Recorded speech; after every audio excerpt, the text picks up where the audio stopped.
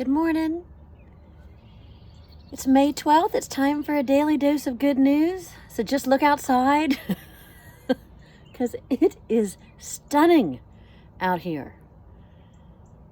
So, a little hint of what God has in store for us this morning in our biblical text, which is from Proverbs chapter 3, verses 5 through 12. And it is a great one to stand on. So, enjoy. Trust in the Lord with all your heart, and do not rely on your own insight. In all your ways acknowledge Him, and He will make straight your paths. Do not be wise in your own eyes. Fear the Lord and turn away from evil. It will be a healing for your flesh and a refreshment for your body. Honor the Lord with your substance and with the first fruits of all your produce. Then your barns will be filled with plenty, and your vats will be bursting with wine. My child, do not despise the Lord's discipline, or be weary of His reproof. For the Lord reproves the one He loves, as a parent the child in whom He delights. Here ends the reading. And for those of you who were following along, I adjusted that last verse to make it a bit more inclusive, because we are all children to our parent God, and everybody's included in that, involved in that, invited in that. So, for the rest of the passage, this is one of my recent favorites that I have looked at over and over and over again. Because I don't know about you, but I like to be smart. I like to think that I know what I'm doing. I like to potentially be in charge. I like to potentially feel like I have good ideas about something. And what this says is, can you humble yourself?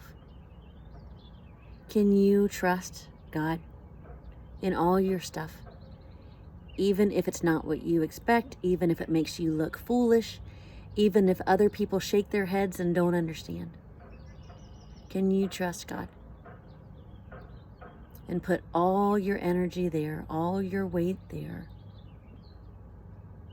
and be in that space. I think the idea of do not be wise in your own eyes. Fear the Lord and turn away from evil. And I think that addresses the arrogance that we can have, or at least the arrogance I know I can have at times. That I don't need to be wise in my own eyes. I just need to trust God. And to know that God has great good in store for me. Not just good things for my flesh, but healing. That's a whole nother level. I think that idea of refreshment for your body. And I think about how it feels refreshing just to soak in the vitamin D sun rays this morning. How it is refreshing to get an embrace from someone, even if it's yourself, when you feel starved for that.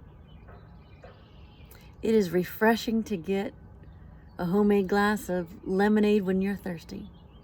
That's what God brings, healing and refreshment. Those are wonderful things. They're not just good things, they're great things. And I love how God says, I'll care for you in abundance, more than you can imagine, more than your expectations, no matter what that looks like.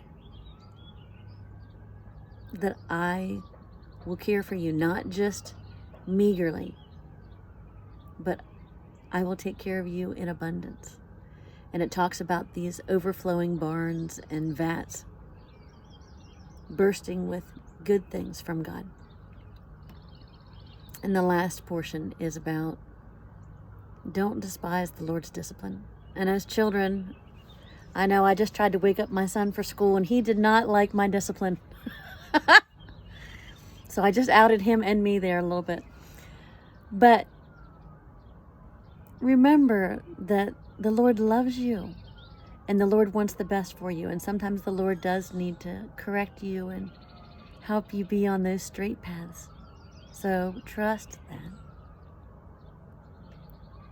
And know that God has good in store for you, for your healing, for your restoration, for your refreshment.